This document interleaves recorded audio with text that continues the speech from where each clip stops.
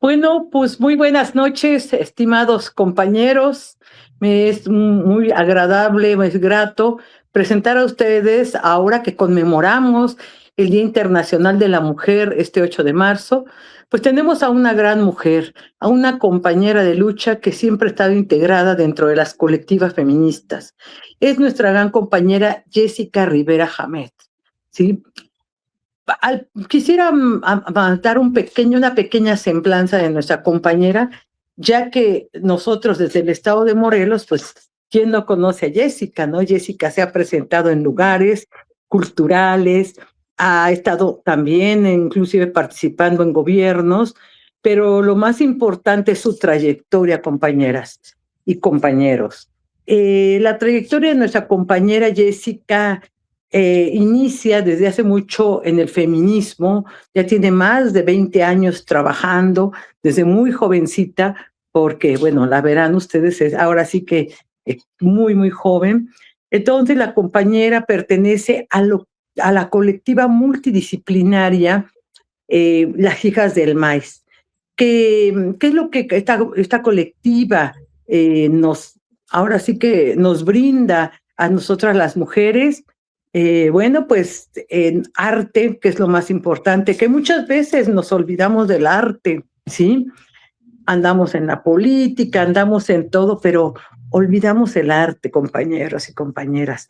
Entonces, el arte feminista es muy importante porque, bueno, gracias a se pueden dar a conocer muchísimos bocetos de toda nuestra cultura, ¿no? Jessica, muy buenas noches. Buenas noches, Heréndira. Pues estoy muy contenta de poder compartir, dialogar con ustedes, con la Izquierda Debate. Gracias por invitarme a compartir. Creo que siempre pues es fundamental poder encontrarnos, dialogar, reflexionar juntas y juntos. Y pues qué bueno que se tenga este espacio para eso y que podamos hablar hoy un poquito pues del 8 de marzo y más allá, ¿no? Todo lo que conlleva este día que pues para muchas y muchos solo es un día, para muchas de nosotras es todos los días, un trabajo de construcción permanente y de deconstrucción también para pues poder tener horizontes mejores para todas y todos, ¿no? El Día Internacional de las Mujeres no solamente impacta la vida de las mujeres y propone impactar la vida de las mujeres, propone transformar la sociedad, la opresión de las mujeres, que a su vez impactará y mejorará la vida de todas y todos, ¿no? Entonces es un día muy importante para traer a cuenta y para reflexionar. Muy bien, tienes toda la razón, mi querida Jessica, y qué mejor que tú que nos expliques cómo hacen su trabajo ustedes, las feministas, en qué están ahorita, en qué etapa están participando, porque es de suma importancia, ¿no? Dado que tenemos un gobierno de transformación, ¿cómo es la participación de su colectiva dentro de este escenario? Mira, bueno, las Hijas del Maíz somos una colectiva que surgió hace 10 años más o menos, aunque todas ya hemos participado políticamente en diversos espacios, todas desde la izquierda, unas en movimientos populares más autónomos, otros también en el 2006 empezamos a participar en la lucha de la Cuarta Transformación, que en ese momento pues era la Convención Nacional Democrática, te acordarás, bueno, todos los procesos que vivimos cuando algunas organizaciones políticas decidimos participar de manera electoral.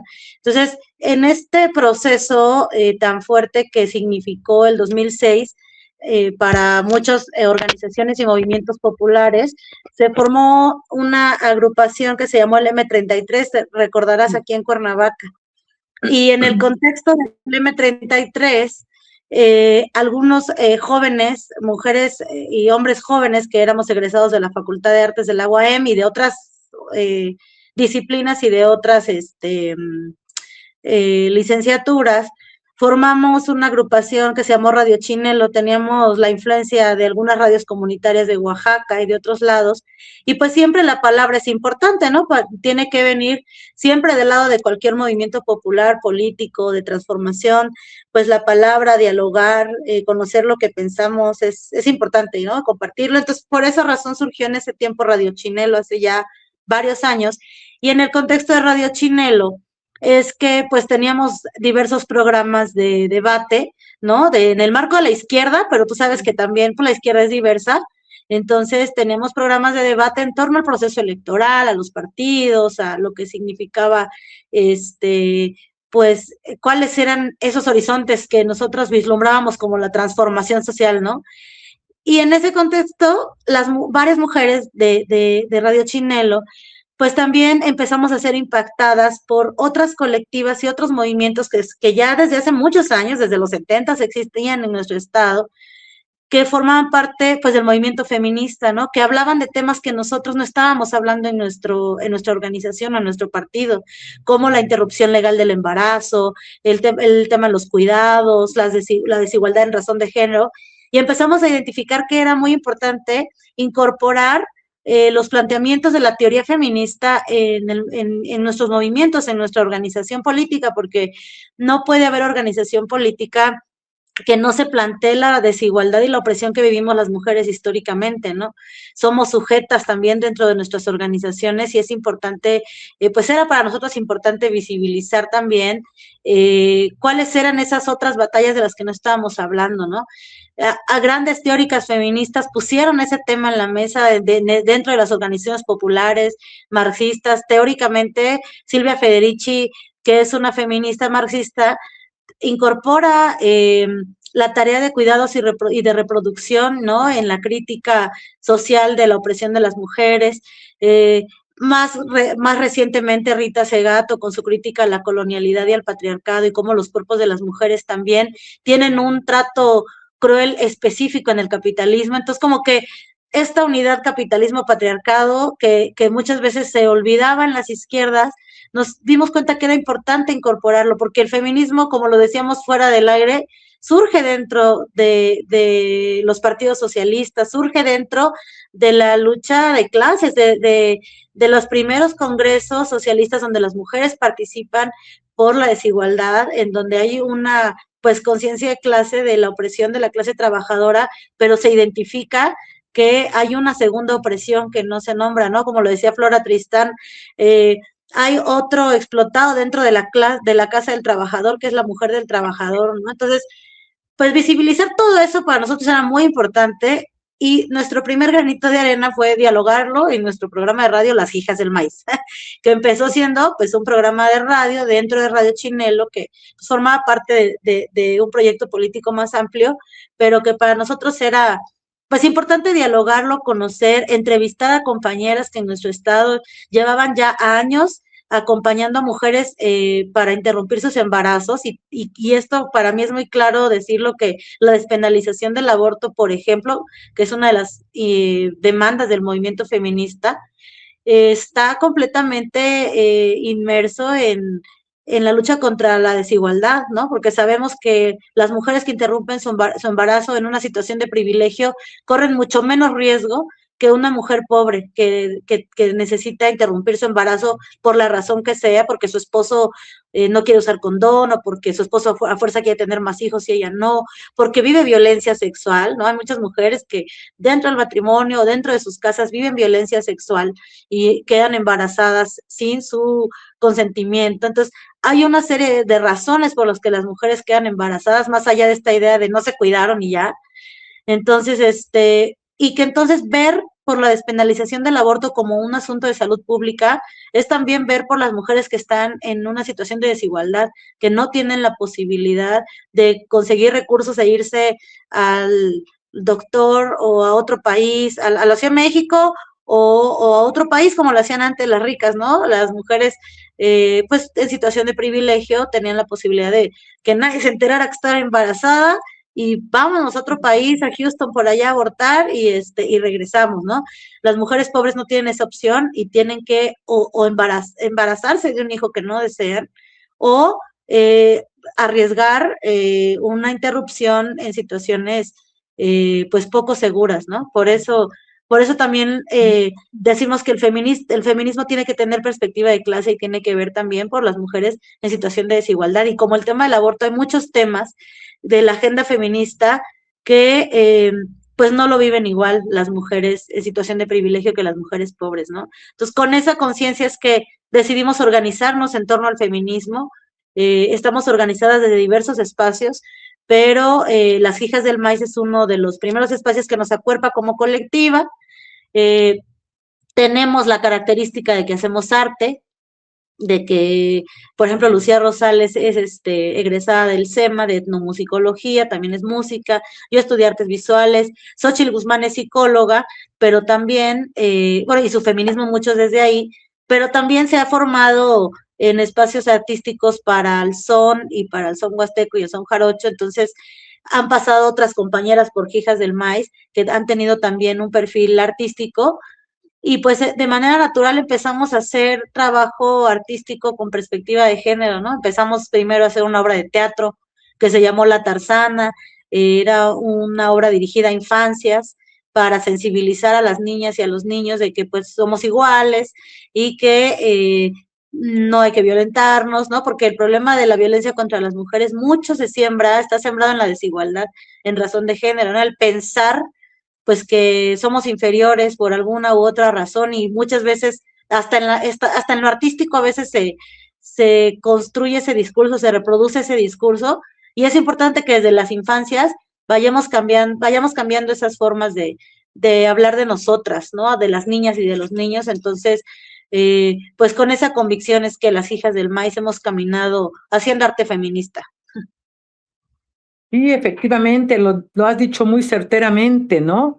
Hemos visto todo este tipo patriarcal, todo esto que está, estereotipos que se llevan a cabo, pero para mí las hijas del maíz son excelentes, ¿no? Ahora sí que comunicólogas que, bueno, nos demuestran, ¿no? Y de que tenemos esperanza las mujeres. No nada más eso, Jessica, porque el patriarcado no solo se ve en nada más ahí en la sociedad y demás, sino que lo estamos viviendo en política, Jessica. Es una tristeza que en política también se vio con el priismo que, ya sabes, inscribían a sus esposas y posteriormente, bueno, pues ya se daba borrón y entonces de repente al pleno llegaban los varones y esos eran los que iban a decidir y la mujer a la que se había inscrito. Entonces, sí es importante que también, y me da muchísimo gusto, que se lleven a cabo este tipo de programas que vean los compañeros también de Unidad de las Izquierdas, que vean compañeros que nosotros también tenemos propuestas y que pueden ser, nutrir los movimientos, ¿no? Yo veo ahora las compañeras senadoras, las compañeras diputadas llevan propuestas al pleno del Congreso maravillosas, ¿no? Por ejemplo, eso que dices de la ILE, ¿cómo es posible que se haya aprobado en otros estados como Puebla? Y que nosotros, Morelos, que tenemos una gran, ahora sí que población de académicos, académicas, no se haya podido dar ese gran paso, ¿no? Es muy triste, compañera, efectivamente, como ex directora de la instancia de la mujer, no te imaginas la cantidad de violencia que sufren las compañeras que están no a nuestro nivel, compañeras, sino las más, ahora sí que más maltratadas por el sistema, ¿no?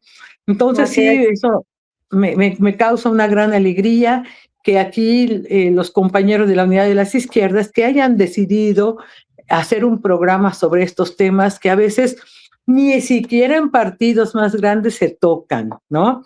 Entonces, Sí, hay vamos como avanzando. Sí, es muy interesante y muy importante lo que dices porque hay como un resquemor, ¿no? Al movimiento feminista, porque obviamente viene a cuestionar estructuras de poder enraizadas históricamente por siglos, cosas prácticas que hemos normalizado, que se nos han hecho normales a nosotras también, las mujeres no estamos libres del patriarcado, porque crecimos aprendiendo eso en las escuelas, en las iglesias, en los espacios donde socializamos, crecimos aprendiendo patriarcado y esa es la forma en la que aprendimos a relacionarnos y esa es la forma que reproducimos cuando estamos en lo público. Durante siglos, pues ya sabemos que el espacio público fue asignado a los hombres, ¿no? O sea, por eso le llamamos patriarcado y aquí me parece muy importante aclarar muchos mitos en torno al movimiento feminista, ¿no? Que se dice que las mujeres estamos en contra de los hombres, que es una guerra de sexo, que hay una intención de construir un movimiento de superioridad moral por encima de los hombres. Es una serie de mitos que se han construido en torno al movimiento feminista y que lo estigmatiza, ¿no? Y que entonces de repente sucede esto de que, híjole, no nos quieren invitar, híjole, me da miedo decir que soy feminista porque ya no me van a invitar, van a decir que soy gritona, van a decir, ¿por qué sucede este fenómeno? Y lo mencionaste muy bien al hablar de las mujeres en la participación política. ¿Por qué sucede esto? Porque durante siglos lo público fue asignado, era naturalmente un espacio de los hombres y entonces ellos construyeron como género, sí, las instituciones, todo lo que está a nuestro alrededor, que cimentó las sociedades, pero no significa que porque hayan estado ellos en lo público, no hayan estado las mujeres en la construcción de esas sociedades, porque como bien lo dijo Silvia Federici y otras teóricas feministas, pues las mujeres aportamos la mitad del trabajo que cimentó la posibilidad de la construcción de esa sociedad, pero ¿qué pasa? Pues que estábamos en el trabajo, pero no teníamos voz ni voto, ¿no? Hasta en la Ilustración, que un gran movimiento de transformación que viene a cuestionar el sistema feudal, cuando ya se hace la revolución y se escriben los derechos del hombre y del ciudadano, Olim de Goch dice, oye, pero ¿cómo? ¿Y las ciudadanas? Y no era una cuestión de lenguaje como ahora, que decimos también hay que nombrarnos. Ahí verdaderamente estaban omitidas las ciudadanas, no existían en esa declaratoria de los derechos del hombre y del ciudadano. Y entonces ella, junto con otras, porque obviamente, pues también los procesos sociales, estamos acostumbrados a entenderlos por personas, pero en realidad no es así. Esas personas son producto de todo un bagaje histórico y cultural detrás, ¿no? Entonces, muchas mujeres de su tiempo ya estaban cuestionando que si estaban en la revolución y en la trinchera, tenían que estar en las leyes y en el reconocimiento de su ciudadanía. Pero bueno, Olympe de Gauche, entre otras, plantea que pues en los derechos del hombre y del ciudadano tenía que estar las mujeres, y como le dijeron que no, hizo su propia declaración de los derechos de las mujeres y las ciudadanas, y sabemos, y si no sabemos, pues ¿qué creen que les pasó? La guillotinaron, ¿no? Porque ella lo que decía es, si tenemos derecho a ser guillotinadas, tenemos que tener derecho a decidir y a tener voz pública. Y pues como se atrevió a decir semejante cosa, la guillotinaron, ¿no? Entonces, la participación política de las mujeres en la historia no ha sido sencilla. O sea, llegar a poder tener un espacio, hablar, decir lo que pensamos, ha sido muy complejo y ha sido estigmatizado porque a las mujeres se nos enseñó pues que en lo privado estábamos mejor, que los hombres sí tienen derecho a enojarse y tener un liderazgo fuerte y rudo, pero si las mujeres tenemos ese liderazgo fuerte y rudo, estamos siendo muy violentas o estamos queriendo suplantar a los hombres, ¿no? Y me encanta a mí la teórica Rita Segato porque ella dice, ellos piensan que queremos construir el mismo poder que ellos han construido y no, queremos transformar las relaciones de poder que han sido desiguales. Y efectivamente no solamente desiguales para los hombres, para las mujeres, también para los hombres, porque también ha habido un mandato de masculinidad hegemónica que afecta a los hombres, que afecta el ejercicio de su masculinidad, este mandato de tienes que ser el fuerte, todo lo tienes que obtener a través del control y el dominio. O sea, por eso cuando vemos las cifras de los hombres que mueren por accidentes automovilísticos, por peleas, por violencia, pero en manos de otros hombres, o sea, eso habla de un mandato de masculinidad que el patriarcado les enseñó a construir el mundo de esa forma, ¿no? Entonces, nosotras sí creemos en la conquista del poder, pero no el mismo poder que hemos socializado hasta ahora, que ha sido violento, que ha sido de exterminio, que ha desplazado comunidades, territorios, o sea, que con la mano en la cintura sucede lo que pasa hoy en Palestina, ¿no? O sea, que si queremos un territorio podemos matar a toda la población de manera televisada y en vivo y no pasa absolutamente nada. Eso es patriarcado, eso es patriarcado de la mano del capitalismo. Entonces, el feminismo no solamente plantea una igualdad banal, superficial, plantea la transformación del poder, la transformación de las relaciones violentas de poder que han sido patriarcales y capitalistas y que han sumido a la población pues en la desigualdad, en la violencia y especialmente a las mujeres ha sido doble y triplemente violenta la realidad, porque los hombres pues que han vivido desigualdad y violencia, llegan a sus casas y ejercen un poder más de violencia contra las mujeres que están en sus hogares, ¿no? Sí, efectivamente, así es, Jessica. Es por eso que, bueno, pues celebro este programa, celebro que nos den voz a las mujeres y también, pues, ahora sí que podemos ver y trabajar, que podríamos trabajar de la mano, ¿no? Porque a mí me causa, pues, hasta cierto punto un poco de frustración que nada más en todos los plenos vayan los hombres o que ves un podium o una mesa de invitados y todos son hombres. Entonces siento que las mujeres ahí estaríamos fallando, ¿no? Bueno, también lo quiero ver ahora que se va a conmemorar también la expropiación petrolera, que Lázaro Cárdenas hizo mucho por el pueblo y todo, y mira, le faltó lo de la mujer, no tuvo la, ahora sí que la, no sé si cómo de mencionarlo, pero la rudeza, el atrevimiento de podernos llevar, ¿no? Sino que tiene que venir Ávila Camacho a darnos también, ahora sí que el banderazo de salida a las mujeres, haciendo que, pues Lázaro Cárdenas era un gran politólogo, ¿no?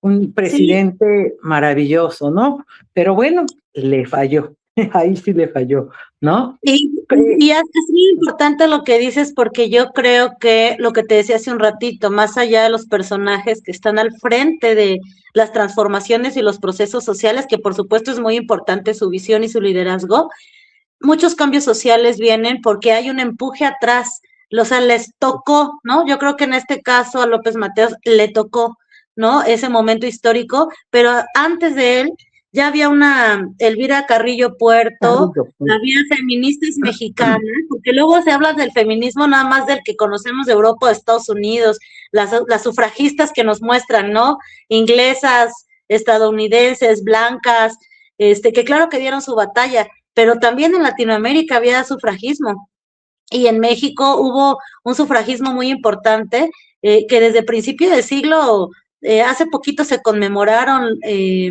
los 100 años, me parece, 100 años del Congreso Ajá, Feminista 110, de Yucatán. 110, ajá. 110 años del Congreso Feminista de Yucatán. O sea, imagínate, la historia del feminismo en nuestro país es muy largo, es muy grande, y ya se autodenominaba así, imagínate, ya se autodenominaba Congreso Feminista, porque ya había una visión de, pues la mitad de la población está excluida de las decisiones políticas, tenemos que estar, tenemos que participar, y pues sí, lo que pasa con muchas revoluciones, ¿no? La burguesía logra transformar en muchos países pues de manera sistémica, ¿no? Impulsar sus revoluciones.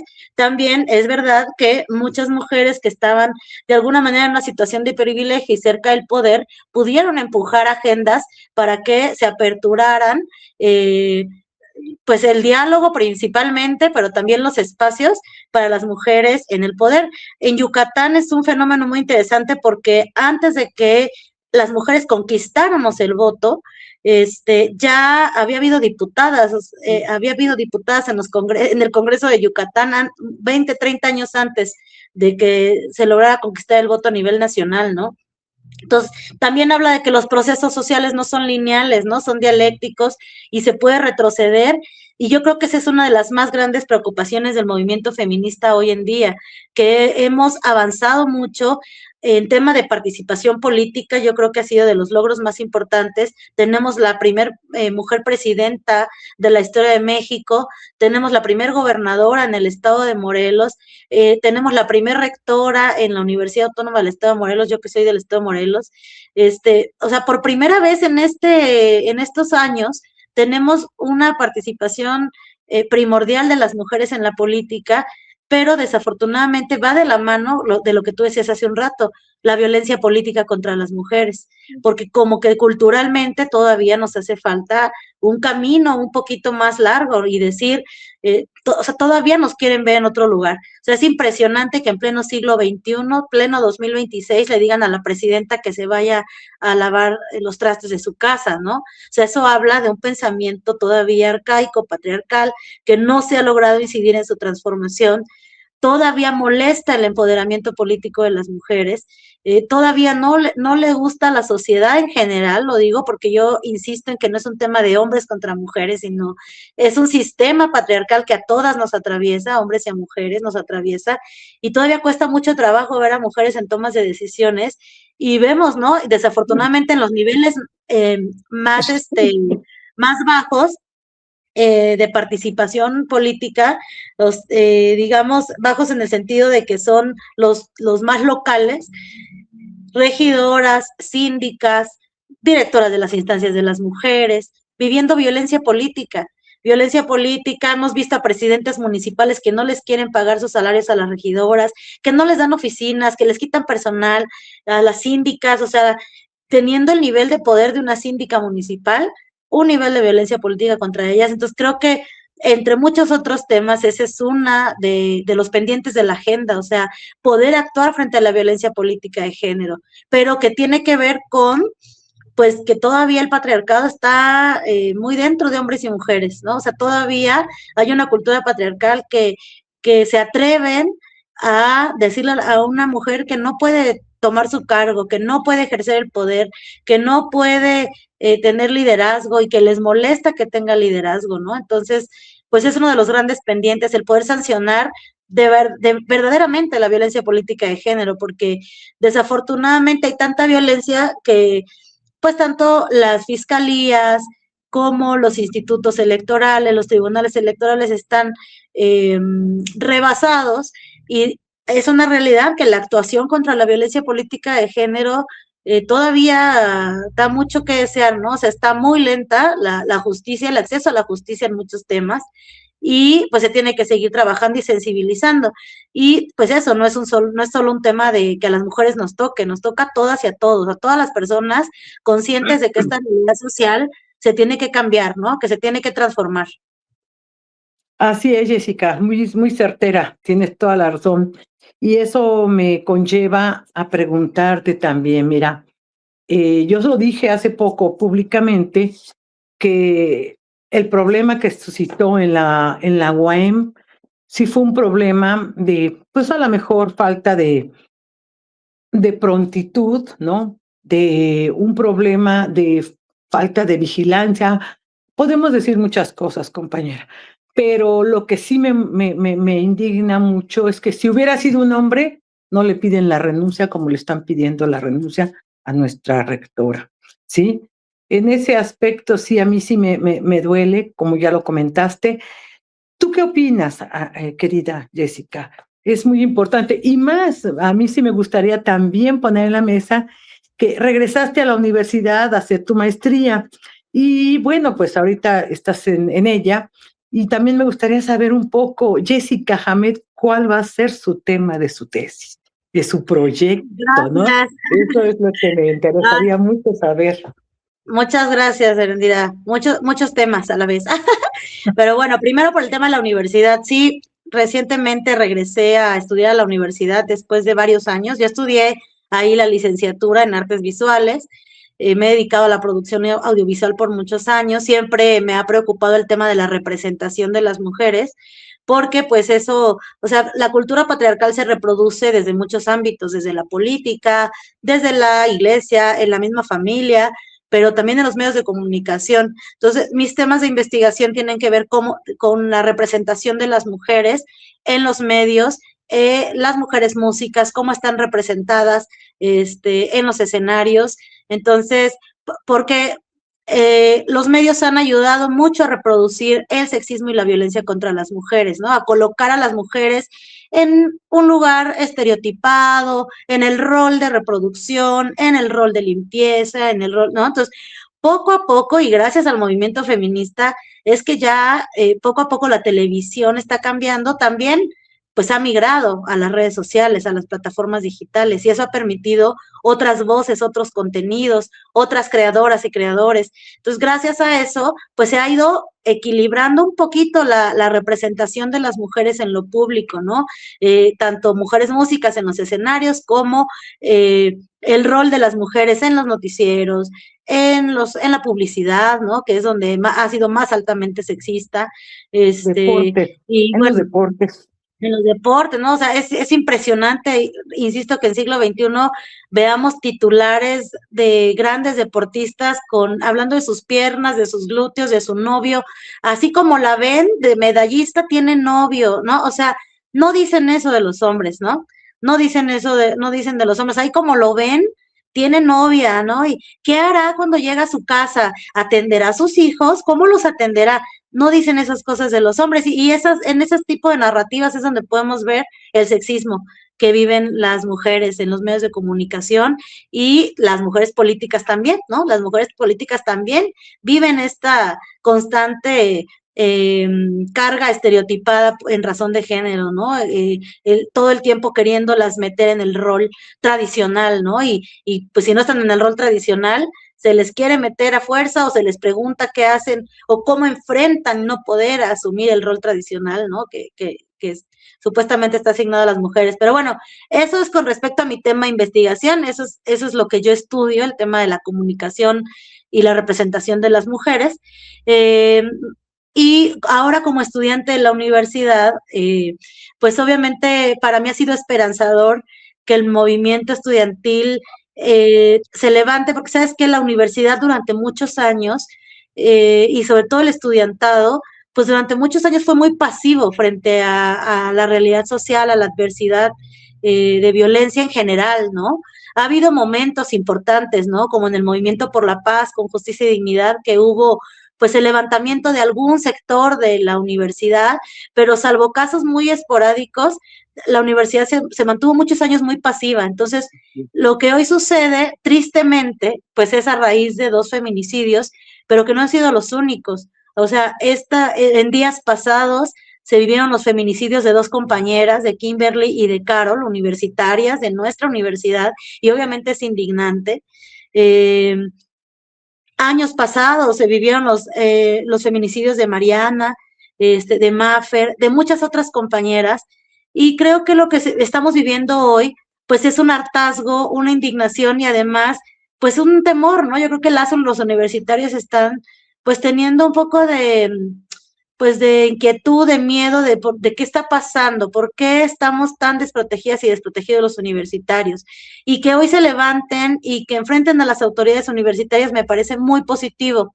Sin embargo, lo que tú dijiste, en años pasados, desafortunadamente es una situación que llevamos muchos años viviendo. O sea, sabemos que desde la supuesta guerra contra el narco del Calderón, nuestro estado con el asesinato de Beltrán Leiva, creció y se exponenció el crecimiento de grupos de la delincuencia organizada y ha sido un trabajo muy fuerte y muy difícil desarticular al crimen organizado en nuestro estado. Ahí sigue, hay municipios con más alto índice como Cuautla, que viven ya a un nivel abrumador de cobro de piso, de violencia, de abandono institucional, ¿no?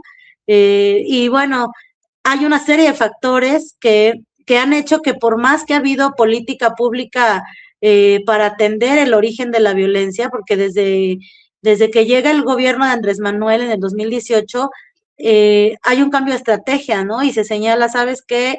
Pues se tienen que entender las causas, porque el crimen organizado se alimenta y crece de juventudes y desafortunadamente niños menores de edad que se están enrolando al crimen organizado porque pues no están viendo ya un futuro, o sea, no ven un futuro posible, entonces empiezan a enrolar por 20,000 pesos, por 5,000 pesos, por 3,000 pesos se enrolan en actividades delictivas. Entonces la cuarta transformación ha tenido pues la claridad de decir, tenemos que atacar las causas y atacar las causas es pues apostarle a erradicar la pobreza y ha habido una incidencia importante desde el sexenio pasado en esa disminución de la pobreza.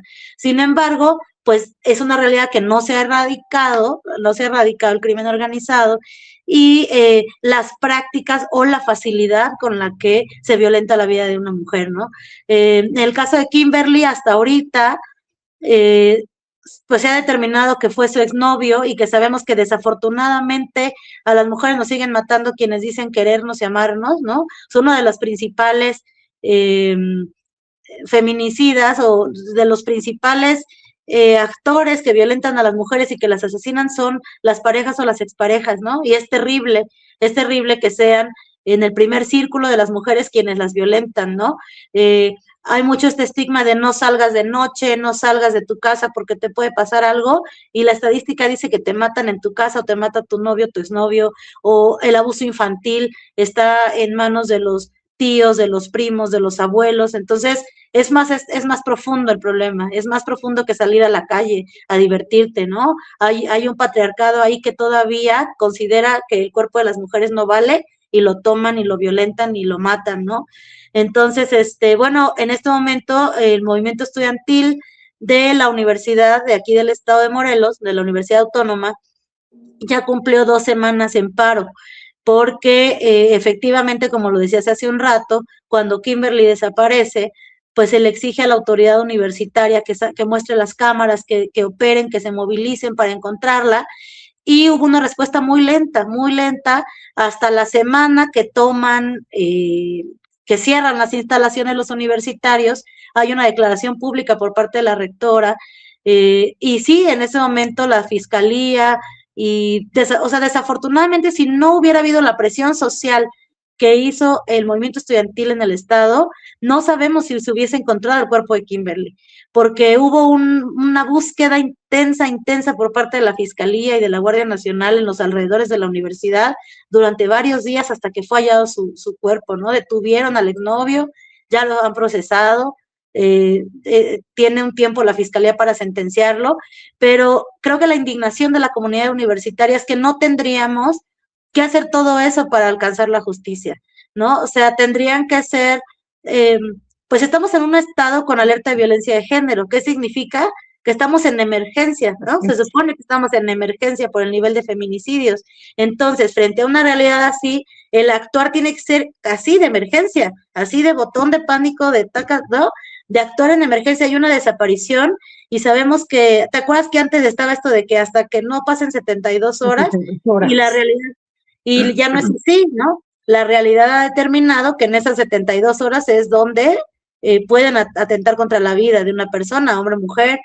Entonces, ya no se debe de esperar, ya por ley no se debe de esperar, pero muchas autoridades siguen esperando, ¿no? Y hay una lentitud para atender. Entonces, en la gran pues demanda de las y los estudiantes es que pues las autoridades universitarias actúen pues de manera rápida y eficaz para atender cuando exista una desaparición, cuando exista una demanda de violencia, pero hay casos ya muy atrás, hay denuncias de maestros acosadores, que siguen dando clases, que han hostigado a sus alumnas. Entonces, como que se ha acumulado una serie de omisiones, que es lo que no es de esta rectora, efectivamente, son de varios rectores atrás, o sea, del anterior y del anterior, que se han acumulado y que entonces hoy el movimiento estudiantil frente a estos feminicidios, pues ya, pues explota, se levanta, sale, toma, pues el tema de manera prioritaria, toman la universidad, ahorita se cumplieron ya 2 semanas en paro, hay un llamado de la rectora para el próximo martes 17 para una reunión de diálogo y esperemos que sí se dé, ¿no? Porque finalmente, como tú lo decías, ¿por qué 100 años anteriores no hemos pedido la renuncia de los rectores que han sido igual de omisos? ¿Por qué vamos a pedirlo ahora con una mujer? Y eso sí es un fenómeno real que sí existe, que los hombres no tienen que demostrar su capacidad, ¿no? Para tomar el poder y las mujeres todo el tiempo, ¿no? Tienen que estar demostrando que son capaces de ejercer el poder porque se les cuestiona doblemente, triplemente. Y sí, muchos medios de comunicación ya están diciendo que estábamos mejor en años anteriores, ¿no? Y la verdad, en el Estado, con toda honestidad, no podemos decir que el sexenio del gobierno anterior era mejor que el actual, ¿no? Entonces, es muy fuerte que esa sea la narrativa, porque las mujeres, porque las que están al frente son mujeres, ¿no? La realidad es muy adversa, hay que atender las omisiones que se están, que se han hecho y que mantienen al movimiento estudiantil indignado, y esperamos que haya un diálogo este próximo martes o el día que el estudiantado decida, pero pues que se tomen más en serio las políticas de igualdad y vida libre de violencia al interior de la universidad. Hay una unidad de igualdad de género que están en todas las universidades, que tienen que atender los casos de violencia, que tienen que atender cuando hay hostigamiento, y pues que tienen que mejorar sus protocolos, es una realidad, tienen que mejorar los protocolos de atención y de emergencia para casos como el de Kimberly, como el de Carol y como otros más que hemos tenido en la universidad. Entonces, pues ahorita está pues la Resistencia Estudiantil, que es un grupo, bueno, varios grupos de universitarios de diversas facultades tomando las facultades, están los representantes de manera, digamos, oficiales de los CESAS, ¿no? La FEUM, la Federación de Estudiantes, que pues hoy se contabilizaron 26 pliegos petitorios, ¿no? Entre los diversos grupos universitarios que la Resistencia Estudiantil está tratando de incorporar, homologar y que lo puedan presentar con mucha claridad para que pues se tomen acciones, que es lo más importante, ¿no? Tomar acciones para que todas y todos nos sintamos seguros en la universidad. Sí, efectivamente, fíjate que tocaste un tema muy, muy importante, de la universidad, y que bueno, lo que queremos ver es que realmente existan los protocolos, pero no nada más lo vamos a hacer con la ley de acceso de las mujeres a una vida libre de violencia, sino que efectivamente todo esto sí se pueda llevar a cabo ante las instancias, ¿no? Por ejemplo, los jurídicos, llegan las mujeres golpeadas y todo, y hay una omisión por parte del servidor público que, para empezar, pues seguro andabas de loca, la vuelven a revictimizar, ¿no? Eso es lo que estamos viendo. No por el hecho de que hayamos cambiado un sistema judicial, quiere decir que ya otra vez que todo va a ser bonito y se va.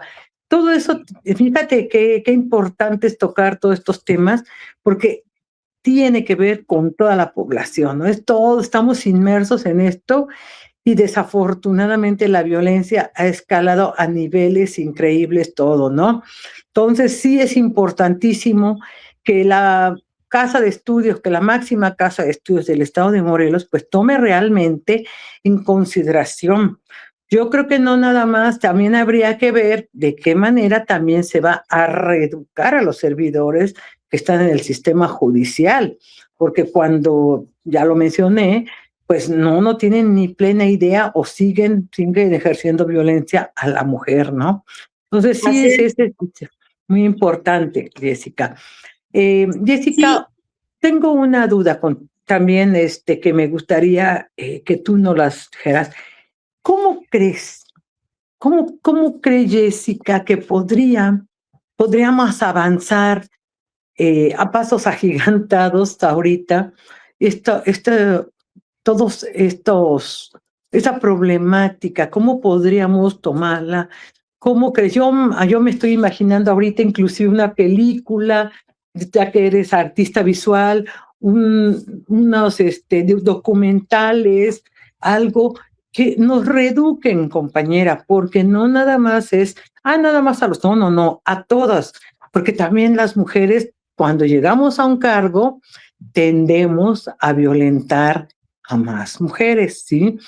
O que llega cierta personalidad de la política y todos son. sí, pues es verdad, Erendira, lo que comentábamos hace rato, ¿no? El patriarcado es un sistema de opresión de muchos siglos que ha sido muy difícil erradicar, ¿no? Se reproduce todavía desde muchos espacios y aumentándole al patriarcado dentro del capitalismo y en la fase en la que vivimos actualmente, que es el neoliberalismo, que la 4T ha trabajado y está trabajando en erradicar pues los valores y los principios del neoliberalismo, que es la competencia, que desarticuló comunidades. O sea, durante muchos años, muchas prácticas violentas desde los municipios o desde las comunidades se lograban un poco contener porque había una, pues, de alguna manera, contención comunitaria, había lazos comunitarios porque el violentador era el hijo de la vecina y la violentada era hija de no sé quién, o incluso pleitos y violencia entre vecinos, etcétera. Cuando hay tejido social, pues hay maneras, de manera colectiva, de atender esas violencias, ¿no? Y el neoliberalismo lo que hizo fue desarticular un montón de prácticas que permitían la organización social, ¿no? Desarticuló comunidades, desarticuló prácticas comunitarias que permitían un poco contener eso, pero también, pues, muchas iniciativas de ley se quedaron ahí, como tú bien lo decías hace un ratito, nada más en el papel, porque ha habido mucha corrupción. Durante muchos años hemos visto que hay espacios de poder que son ocupados por gente que no tiene el perfil y eso es corrupción. O sea, se necesita servidoras y servidores públicos comprometidas con la transformación, servidoras y servidores públicos capacitados, con perfil, capaces de diseñar política pública y la política pública en función del tema que está atendiendo, ¿no? Así como vemos corrupción en temas medioambientales o en temas de economía o en temas de programas sociales, también en temas de igualdad y vida libre de violencias, pues si hay una capacitación y no se da o haces como que la das o la pagas, pero no se da, etcétera, pues esa población de servidoras y servidores públicos no van a estar sensibilizados. Entonces, yo creo que por eso la 4T ha atinado en decir una de las principales acciones que se tienen que hacer es erradicar la corrupción. Se tiene que erradicar la corrupción porque la corrupción sí, en todos los sentidos, corrupción no solamente es robarte el dinero público, ¿no? O sea, corrupción es estar y no hacer, hacer como que haces y no hacer, ¿no? Entonces, pues servidoras y servidores públicos comprometidos es lo primero. Otro, que efectivamente que la ley, o sea, se ha avanzado muchísimo desde hace muchos años en materia de igualdad y vida libre de violencia y como bien lo decías, es nada más letra muerta, porque en muchos casos hay prohibiciones muy claras o acciones muy claras dirigidas a ministerios públicos desde hace 15 años y no se han enterado. No se han enterado los MPs que ya no pueden hacer eso, que ya no pueden revictimizar. Un ejemplo es lo que hablábamos de la desaparición.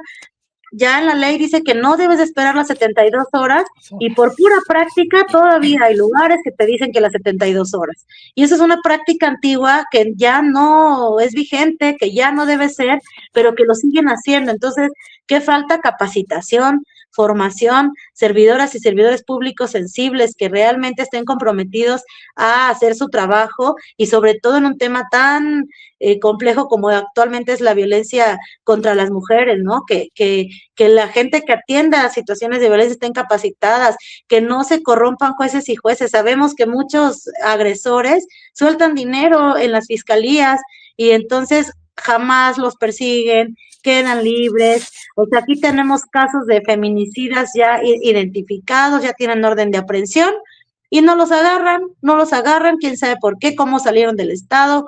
O sea, esperamos que pues ahora que está nuestra actual gobernadora, que ya tiene todo un plan de seguridad y que está comprometida con el tema, pues que se atienda, ¿no? Todas estas omisiones históricas que pues reproducen la violencia contra las mujeres. Si hay omisión, si hay corrupción, pues la violencia se sigue reproduciendo. Entonces, hay mucho trabajo por hacer, ¿no? Culturalmente, socialmente, pedagógicamente, políticamente, económicamente. Algo que siempre decimos es que no hay política pública que funcione sin presupuesto. Si no se le invierte, o sea, tú ves cuál es la prioridad de un gobierno en el dinero que se le asigna, ¿no? Entonces de repente ves un chorro de dinero para una cosa, pero para otra cosa que es emergencia no. Entonces, los gobiernos tienen que invertir presupuesto para poder implementar y ejercer esa política pública que va a transformar la cultura, la visión, las condiciones de las mujeres. Yo creo que las políticas que están dirigidas también al empoderamiento económico de las mujeres son muy positivas, porque sabemos que muchas de las mujeres no salen del círculo de violencia porque hay una desigualdad económica, porque dependen de su agresor. Entonces, aunque sea su agresor, aunque la violente, dependen económicamente, tienen a sus hijos ahí, no tienen redes de apoyo y entonces pues prefieren mantenerse en ese círculo de violencia y hay un juicio social muy fuerte, ¿no? De, ay, pues qué mensa, ¿por qué se sigue dejando? ¿Por qué no sale del círculo? Porque hay una situación de desigualdad que hace que las mujeres no puedan salir del círculo. Entonces, creo que las redes feministas en ese sentido han sido muy positivas, ¿no? Los centros libres, yo creo que una vez que operen de manera óptima, van a ser un gran espacio de red para las mujeres, ¿no? Para que las mujeres se sientan seguras de ir ahí, pero necesitan presupuesto, efectividad, ¿no? Compromiso de las y los servidores públicos para que operen de manera óptima y al 100% y que sí sean espacios de pues seguros para las mujeres, que las mujeres sientan seguras de ir ahí, pero efectivamente no todo tiene que ir a la atención, no todo tiene que ir a la emergencia, tenemos que atacar las causas, ¿no? Que es lo que tú decías también, reeducar, atender las masculinidades, hacer campañas que pues equilibren todos estos discursos tan fuertes que existen también en redes sociales de la masculinidad, pues muy tóxica, ¿no? En relación a lo que es ser un hombre. No podemos dar vuelta para atrás, no podemos dar pasos para atrás, porque ya sabemos que esa masculinidad hegemónica, violenta, pues es violenta para las mujeres y también es violenta entre los hombres, porque también entre ellos se matan por ejercer su masculinidad y demostrar quién tiene el dominio y el poder. Entonces, hay que cambiar la forma en la que concebimos la masculinidad y la feminidad. Eso es un trabajo muy profundo, de largo alcance, pero se está logrando. Yo creo que el feminismo ha logrado incidir en eso. También hay mucha molestia por eso, porque sí se están transformando las formas de ver la feminidad y la masculinidad. Y pues tenemos que seguir caminando, ¿no? Yo creo que las y o sea, los partidos de izquierda, las mujeres militantes, diputadas, diputados, a todas las personas que estemos involucradas en la transformación social, tenemos que tomarnos en serio las desigualdades en razón de género, porque están impactando fuertemente al futuro social también. O sea, si hay una desigualdad en una familia, en una casa, vamos, hay muchas infancias que están en orfandad. Hay muchas infancias en orfandad a causa del feminicidio, de la violencia, del narcotráfico, de la desaparición de personas. Y esas infancias en orfandad, que crecen en desigualdad, que crecen en el abandono, pues también van a construir un futuro pues no positivo ni para ellos ni para sus entornos. Entonces, no es nada más un tema de las mujeres, no es el tema de las mujeres, ¿no? Porque luego así se trata el tema de género, no es un tema de las mujeres, es un tema de todas y todos, porque impacta en nuestra comunidad, en nuestro entorno, en nuestra escuela, y pues hay que tomar cartas en el asunto, tomárnoslo en serio y apoyar al movimiento feminista, ¿no? Que tiene esta perspectiva, esta visión. Hay muchos feminismos, como lo dijimos al principio, ¿no? El feminismo yo considero que tiene que ser interseccional, es decir, ver, identificar las desigualdades que viven mujeres indígenas, mujeres afro, mujeres trans, mujeres lesbianas, también, o sea, identificar que no todas las mujeres vivimos la misma realidad y la misma opresión, hay muchas opresiones que vivimos las mujeres y pues tenemos que atenderlas desde los diferentes enfoques, pero yo creo que fortalecer la política pública para incidir en esa transformación, pues es muy importante. Sí, así es, Jessica. Es de suma importancia. Ahora sí que rectificar el rumbo, ¿no, compañera? Porque no vamos bien. De hecho, yo siento que este programa fue de suma importancia, o ha sido de suma importancia, porque estamos tocándole los callos, ahora sí como se dice vulgarmente, a los compañeros, Jessy. Creo que después de esto los compañeros van a poder hacer una reflexión, nos van a invitar más a sus espacios, a las determinaciones, a que nosotros también expongamos los temas que son de suma importancia dentro del colectivo, ¿no? Así es. Porque también hay, por ejemplo, compañeras que de otros estados que en el encuentro que tuvimos en febrero mencionaron que querían ver la manera de crear una nueva el radio, ¿no? Que la radio, que existiera la radio de Unidad de las Izquierdas, en donde ellas tuvieran voz también, ¿no? Lo pusimos dentro de ahora sí que las reflexiones que se hicieron en esa ocasión, y creo que, bueno, nos están haciendo caso poco a poquito, ¿no? También otra cosa es la formación política, compañera. La formación política yo creo que es de suma importancia, no debemos olvidarla. Y se mencionó que invitemos a más jóvenes. Efectivamente, los jóvenes son el reemplazo nuestro de los que iniciamos estos movimientos, la política dentro que se hace en México. Y bueno, pues entonces, pero hay que comenzar también a que estos relevos generacionales vayan teniendo ahora sí que un mayor bagaje de lo que es también el feminismo. No sé si tú quisieras dar a una despedida o una reflexión que tú nos puedas dar, Jessica, porque creo que te agradezco muchísimo que hayas aceptado esta entrevista y bueno, qué mejor que una mujer feminista de izquierda nos las dé. Sí, adelante, Jessie. Muchas gracias, Erendira. Pues yo muy contenta de compartir siempre con ustedes, con mis compañeras y compañeros de Unidad de las Izquierdas. Y creo que una primera reflexión sería que no hablemos solo de las desigualdades que vivimos las mujeres solo el 8 de marzo, ¿no? Que las hablemos todo el tiempo. Que las hablemos todo el tiempo y que no solo las hablemos las mujeres, que los compañeros también se involucren en dialogar por qué les incomoda el feminismo. A lo mejor no a todos, hay muchos compañeros muy sensibles que entienden muy bien las desigualdades y las opresiones de las mujeres, pero a quienes les incomoda, ¿por qué les incomoda? ¿Qué les incomoda del feminismo, no? Y dialogarlo, y dialogar y dimensionar cuál es la agenda feminista, por qué se considera que no este viejo debate de que la agenda feminista invisibiliza la lucha de clases, ¿no? Que es la principal opresión de las sociedades, cuando nos damos cuenta que sí hay una realidad de opresión doble y triple que viven las mujeres y que no la hemos logrado erradicar y que ojalá la logremos erradicar para ir a lo que sigue, ¿no? Y que además, pues, las compañeras están, ¿no? Están haciendo transformación política, están visibilizando las desigualdades, están trabajando en la comunidad y en los municipios, o sea, la mayoría de las mujeres líderes que están organizando casi siempre el proceso electoral y los partidos son mujeres, o sea, hay un potencial político de las mujeres que pues todavía se invisibiliza, se discrimina y se excluye, ¿no? Entonces, hay que invitarles, dialogarnos, tejernos para entender por qué el feminismo es importante en la lucha de las izquierdas, ¿no?